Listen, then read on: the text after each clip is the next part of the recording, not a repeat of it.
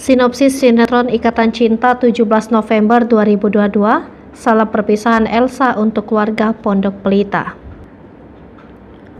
Berikut sinopsis sinetron Ikatan Cinta 17 November 2022 yang menceritakan tentang Andin dan Aldebaran. Pada sinetron Ikatan Cinta malam ini menyuguhkan cerita yang tak kalah menarik dari sebelumnya. Pada episode sinetron Ikatan Cinta nanti malam diceritakan tentang Aldebaran penjarakan Abimana. Malam ini salam perpisahan Elsa untuk keluarga yang ditinggalkan. Elsa dicelakai Abimana untuk membalaskan dendam kematian adiknya. Benar ada rencana di balik kebaikan Abimana kepada Elsa.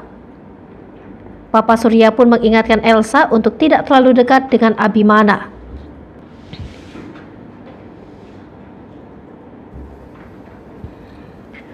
Apalagi Al sangat kenal dengan sosok Abimana yang selalu menghalalkan berbagai cara agar keinginannya terwujud. Al pun tak bisa ikut campur selagi Abimana tak mengganggu keluarganya. Jangan lupa saksikan kisah selanjutnya sinetron Ikatan Cinta yang akan tayang malam ini.